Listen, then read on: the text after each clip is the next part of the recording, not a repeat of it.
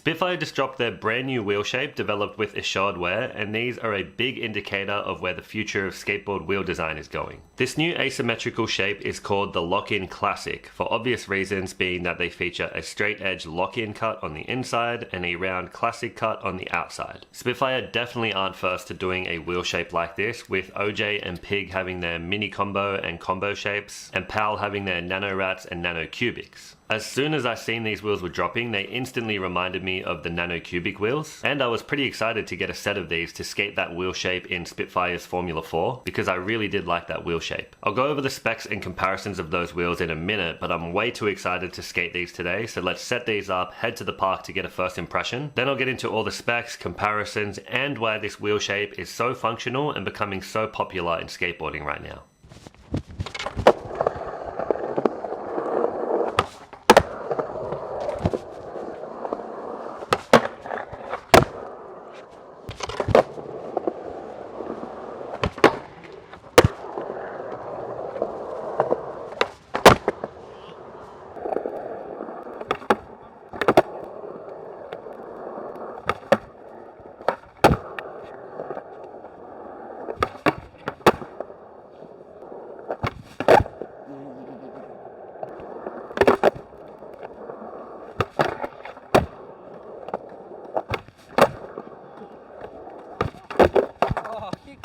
I was going to start talking about how the wheels are performing in my first impression so far, but I want to stay in the session. We've only got a few hours here, so let's cut to me talking about them back at home. So the reason these asymmetrical wheel shapes have become so popular, and why more and more companies are bringing out similar styles of this shape, is because of how functional they are. Now, having the straight cut lock-in face on the inside is obviously going to help you locking in and staying locked into long grinds. You're at very little chance of slipping out of grinds when you're grinding long rails and ledges, and that wheel just locks hard up against whatever you're grinding and keeps you locked in really well. And on the outside of the wheel, you have a super rounded edge, which is going to help you with a number of things. First of all will be your flip tricks, because the nice rolled edge helps rotate your board and helps it tip over as you start to rotate and flip your flip tricks. The second thing it helps with is getting into slappy grinds easier and doing wall rides and wallies. That rounded edge really grabs the side of the wall or the slappy curb as you're riding up into it and helps ride up in and lock onto that grind. So I really like wheel shapes like this for slappy grinds especially, because it helps get up into the slappy grind and then you're locked in really nicely in that slappy grind. So it's a hybrid wheel that's super functional and becoming more and more popular. There are a few negatives with this wheel shape though, which I will get to further in the video, but I believe the positives of this shape definitely outweighs those negatives. And I haven't done a lot yet, but these wheels are feeling really good. First impressions are they're really fast, but I did put brand new Bones Reds bearings in them, and I'm at a smooth skate park today, so they were always going to feel fast on this ground. But I still have a lot more skating to do to see if it's even worth having an extra wheel shape like this. But let's get back into the session to continue testing these wheels out and see how they perform in every aspect, and then I can talk about the positives and the negatives that I find at the end of the session.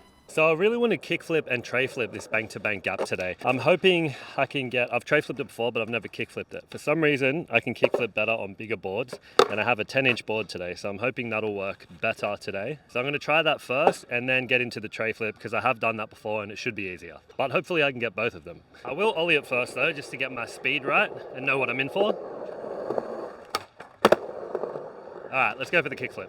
First try kickflip will be amazing, so if I get the right flick and catch, I'm committing to this one, 100%. What the hell was that? I don't even know if I can count that as an attempt. Just flailed so hard. All right, let's try that again, but actually try this time.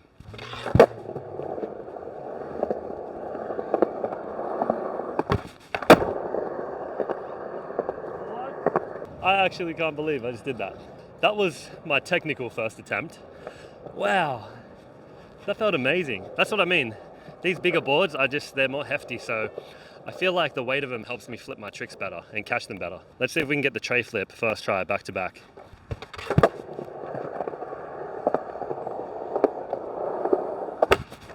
Oh my God.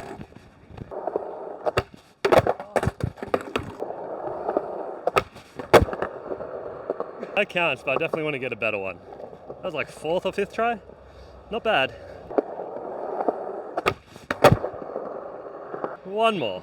Just didn't quite feel right. Oh my God, I barely made it.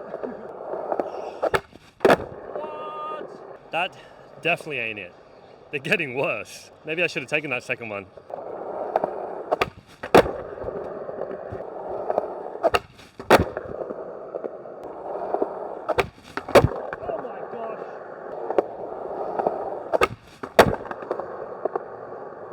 That one felt pretty good. I landed a bit forward heavy, but everything else was clean. So I think I'm gonna take that one and continue on the session. I've landed enough tray flips already. We'll get some nollie trays next and then hit the ledge after.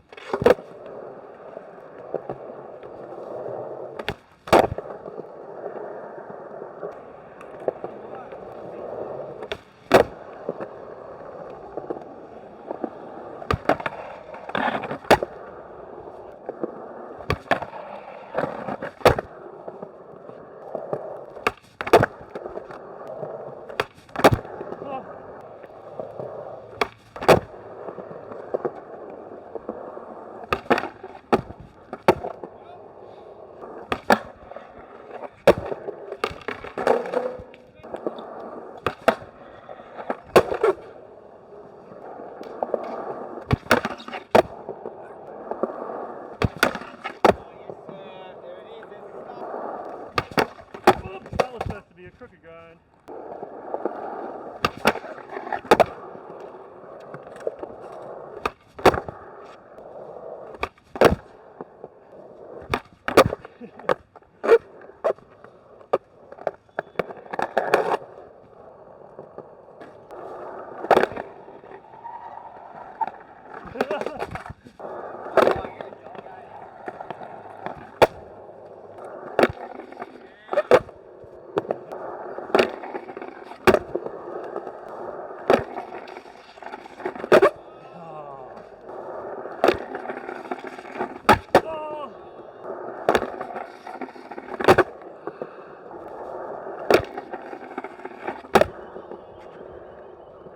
I'm having a pretty good session so far and really enjoying this setup. Now I got to test some of the lock-ins on the round rails because I haven't hit those yet. I haven't grinded them yet, know what I mean? So try some feebles and 50s and see how they feel.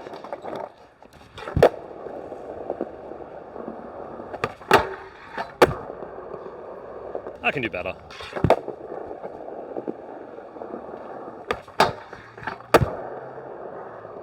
Yeah, it's better.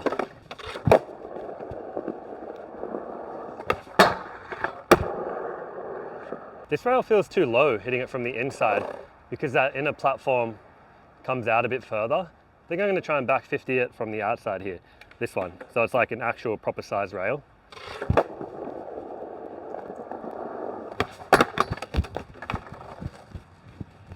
So glad I'm tall.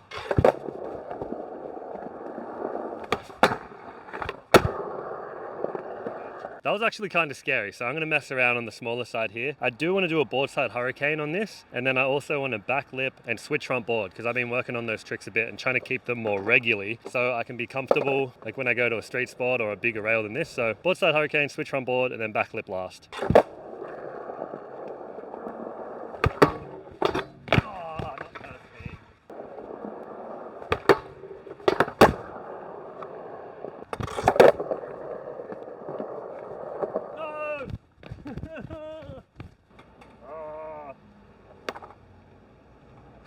Come on.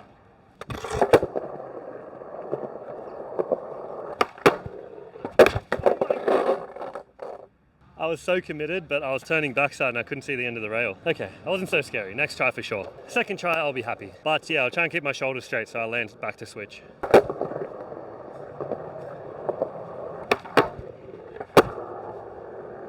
Now the back lip, which is also super scary, just because the rail's so long. Like it's low enough to get on easy, but if you mess up here, ooh.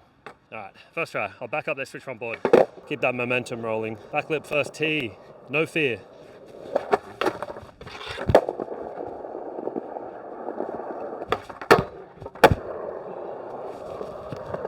Fully just got that first try.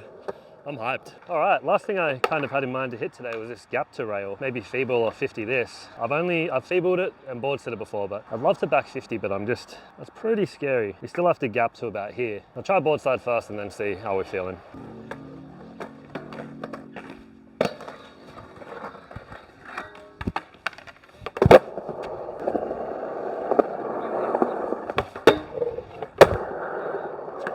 One more, a little cleaner than that.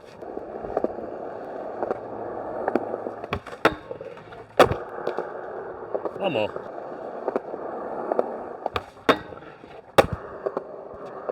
That was better, but I'm not gonna lie, I'm a little bit scared of this thing. It's a bit hefty. I might go board side to fakie to see if I can summon up a bit more courage for something else, but a bit intimidating.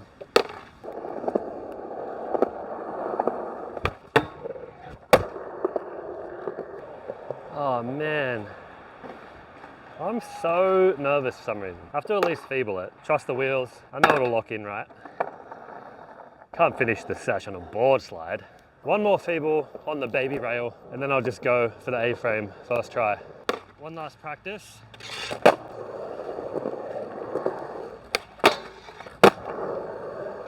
All right, full commit. Oh, stand! Ah! Have to get to there. Oh my God, I'm sorry. I don't know how much it caught before it cut out, but I was freaking out, working up to it, just feebled it first try. Then I looked back and my camera was dead. So I'll have to do it again. So hopefully I can get this one first try as well and wrap up the session here because we've got another spot we want to go to.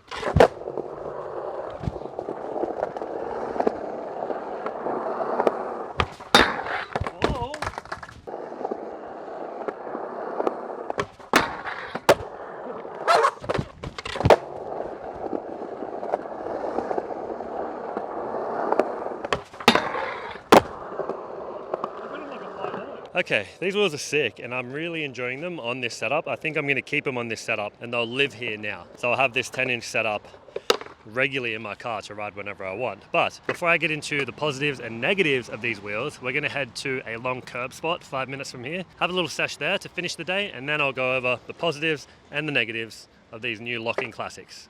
That's why I kept waiting.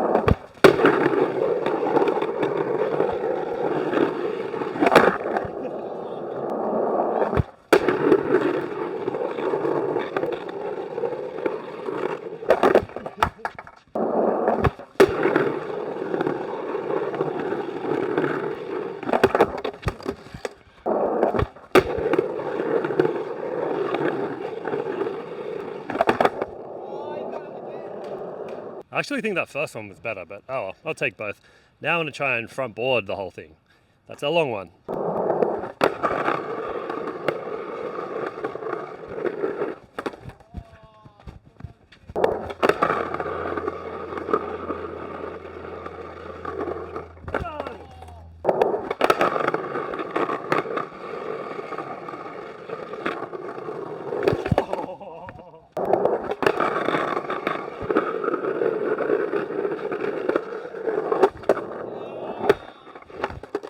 Definitely need to clean it up.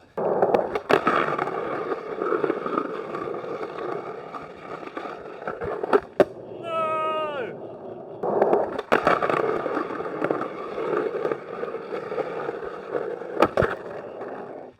Yeah! Right to the end and then I fell off.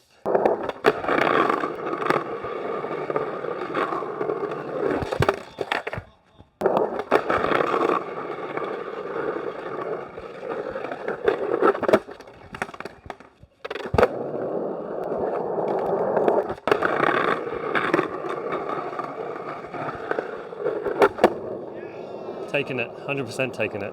Let's get out of here.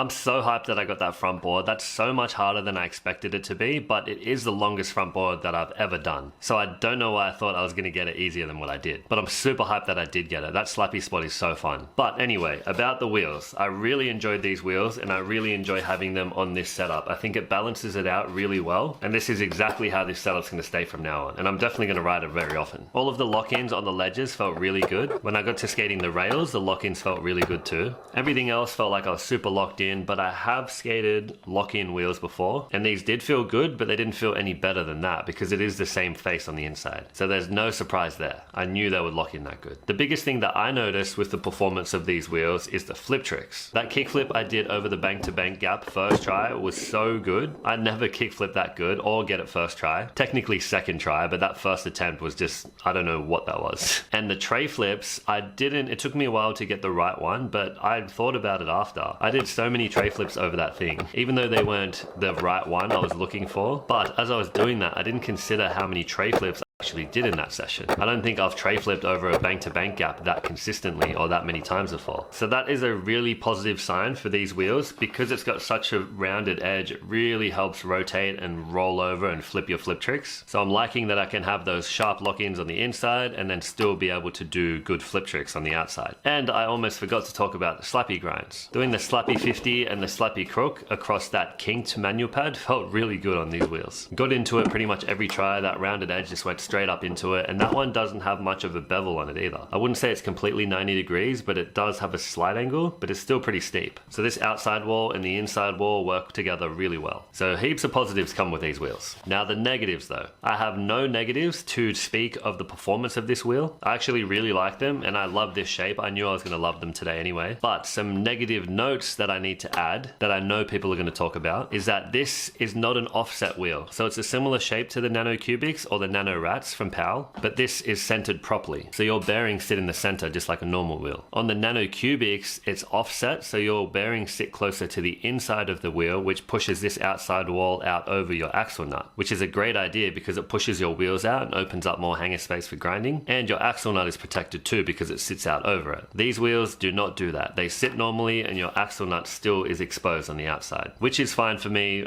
Most of my wheels, like most wheels in skateboarding, sit like that. It's only the Nano Cubics that come out over. So that's not a negative at all, but it's something that some people might see as a negative. And another thing people might see as a negative is that it is an asymmetrical wheel that's meant to be ridden one way. A lot of people out there are worried about their wheels coning, and they like that having a symmetrical wheel, they can just rotate them around their setup or they can turn them around to eliminate coning faster. I've never had a problem with coning. I don't really swap my wheels around, so that doesn't affect me, but I know some of you are going to say that. The thing I will say though is you also can't turn your graphic to the inside because that defeats the purpose as well. If you have the classic side on the inside and the lock-in on the outside, it's going to reverse what this wheel is meant to do. You won't be able to do flip tricks as well, and it won't lock in as well. But I am also personally someone that turns their graphic to the inside. I think the wheel just looks cleaner when it's all white, and even now after having that full session, you can see where it's all scuffed and the names are coming off. It's not a big enough negative for me to do anything about it and change the wheels over, but this is also something that I know some of you will notice and mention, so I thought I'd have to say that as well. The only true negative I would say, also not to do with the performance of the wheel, but it is that it only comes in two sizes and in a 99 durometer, 52mm and 53mm. I don't know why they made them like 1mm apart from each other, but it is an assured pro model wheel that he designed. That might be what he wants to ride, so they're just dropping his wheel at the moment. A lot of companies do that and test the market and see if they're being received well, and then they might venture into making bigger sizes and maybe harder or softer durometers. So I'll put that in the negative category, even though it's not an actual negative. But these wheels are great and I love them, and I had a really good session today. But what do you think? Do you think we need another wheel shape from Spitfire? I know a lot of people are going to say that they're just ripping off PAL or Pig or OJ with this shape, but I don't think that's the case at all. All of these wheel companies are in competition with each other. Obviously they're innovating and getting inspiration from each other. And what about the Spitfire riders that want to try a Nano Cubic or a Nano Rat? They obviously have obligations to the brand that they ride for, so they aren't able to try different brands like that. So a big company like Spitfire making a shape like this opens up a big window for all their riders to try these out too. So I don't necessarily think they've ripped off any other companies, they've just made their version of it. And I'm happy they did, because Spitfire's Formula 4 is a really top tier formula, and it's pretty much all I ride these days. So I'm glad to have this shape in that formula. But let me know what you think. Do you think it's a welcome addition to the Spitfire line, or do you think it's a waste of time and you won't even consider trying this wheel? I want to know what you guys think, because I love them. So drop the comment below to let me know, and to check out the conical fulls I have on my main setup that I'm also loving, check out this video right here.